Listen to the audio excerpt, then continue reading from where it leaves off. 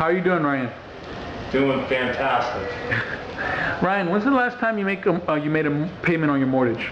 I believe it was October of 2008. And right now we're in July 2009, correct? Yes. Okay. How is it that you're still in your house? Actually, due to some fantastic work by a friend of mine, Jesse Tacarante. How did Jesse keep you in your house about 8 months after you should have foreclosed? Well, I think that he'd probably be able to answer that more specifically to you, but I think there's different tactics he can use to help various people in various situations. But I think that I'm only at the beginning of my term. I think I wouldn't have a problem living in this home for the next 2 to 3 years at the shortest time. Wait, 2 to 3 years without? Did he get you a loan mod or something like that? No loan modification. Those are completely useless. Okay, so you basically didn't have to qualify for a loan mod, because with loan mods you have to qualify for them.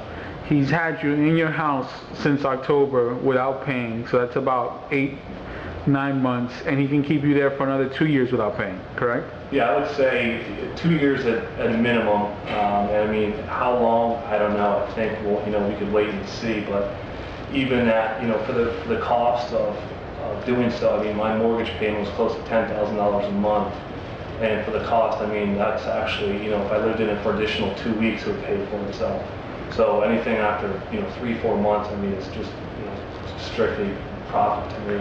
So basically, he's going after the banks for them not doing something correctly with your foreclosure, or is it your mortgage was set up inappropriately? Like, in my specific situation, the lender did not provide the closing loan program they were allegedly supposed to when I originally closed. I did a construction to permanent loan, and the construction period was near ending.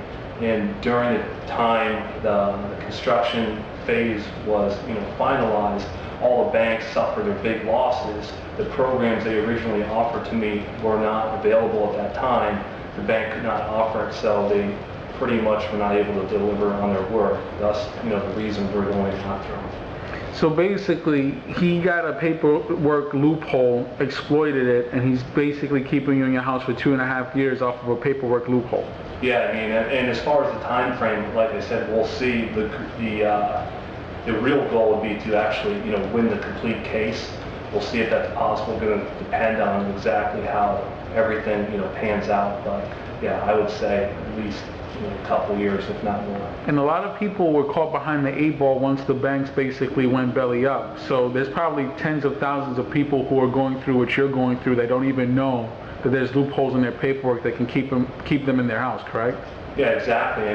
And when the banks went through all these problems, it actually can benefit a lot of people for various different rates. I mean, a lot of the vast majority of people's mortgages were assigned or sold, and 99.9% of them weren't done so correctly. If they're not done so correctly, that person, that homeowner, has legal recourse, and Jesse can help to exploit that. Definitely.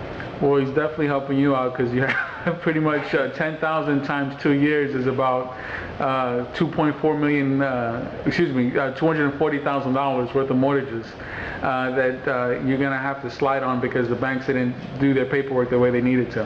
Yeah, definitely, and I think it can actually go up from there.